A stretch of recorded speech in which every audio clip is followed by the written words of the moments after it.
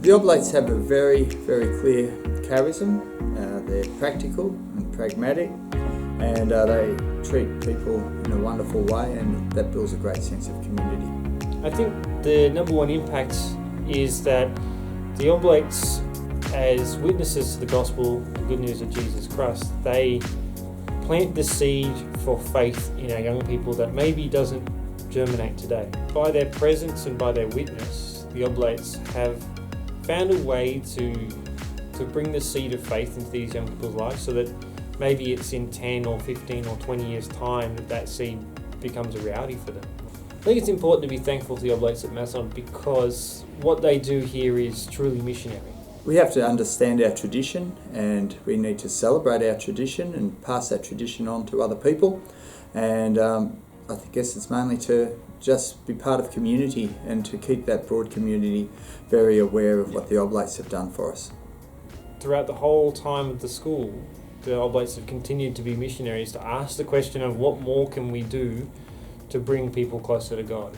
And in a time where at the moment we're very comfortable financially, we start to ask different questions about how can we improve the social justice initiatives at the school to bring young people closer to Christ. How can we change the way in which our young people connect with prayer and liturgy? All these sorts of thoughts that the Oblates have continued to put out there and to continue to question, whilst never giving up and never abandoning the people that they're with. To be a part of Mazenod College. I think to be part of Mazenod College. I think being part of Mazenod College. What it means to me is just being part of a faith-filled community. It means being part of a community. It means I have a place in the community. It means to be a part of a community. We're a spiritual community, and at Mazenod we can all learn together, and everyone is really helping, and every teacher just wants you to do your best, and they really help you through that. At Mazenod, I feel that we have very communal nature, that everything we do at Mazenod is very focused on being a collective unit, and coming into year 12 that has been a lot more emphasised. What I really love about the school is I came into the school not having a strong faith, but as the years went on and I got introduced to the priests and having mass every day and the other religious teachers here, that really increased my faith. So I really love being part of a faith-filled community.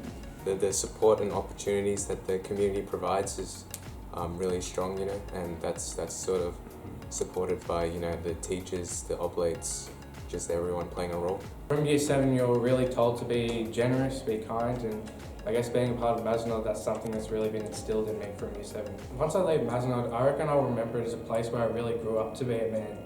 I think the school really pushes to develop students to become men who hold good values, have good virtues and that sort of thing.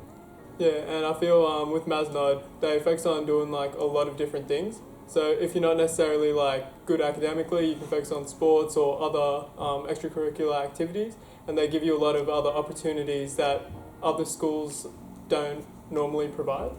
I think I'll remember it as a place where I learned how to be a responsible person. You learn how to manage yourself wisely, you learn how to manage your time wisely, and I really love that about Mazenod. You learn how to basically organise yourself within a community. Mazenod wouldn't be Mazenod.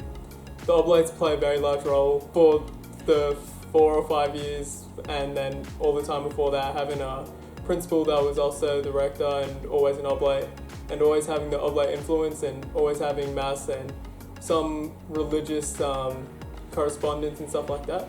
So I feel Mazenod wouldn't be able to be the community it is without the Oblates. Yeah, even if you stray away from that religious presence, there's a lot of good values that come with the Oblates and good work that we promote, and also a lot of missionary activities that we do to help out others where we can.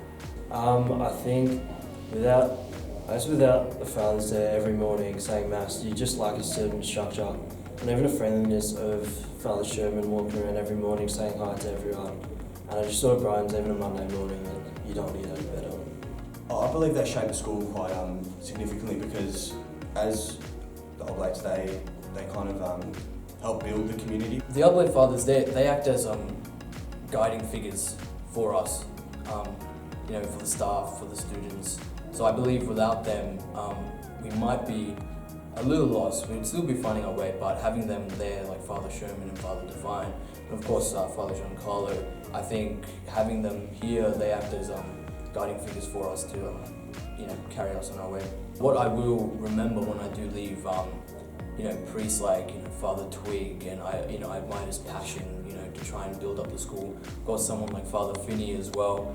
He, his introduction of all the new buildings, I'll always remember that because he said he won't build anything, but of course in the end he, really developed up the school in an enormous way. And of course I'll always remember Father Sherman and Father Divine and our conversations and them giving me advice, man. Yeah.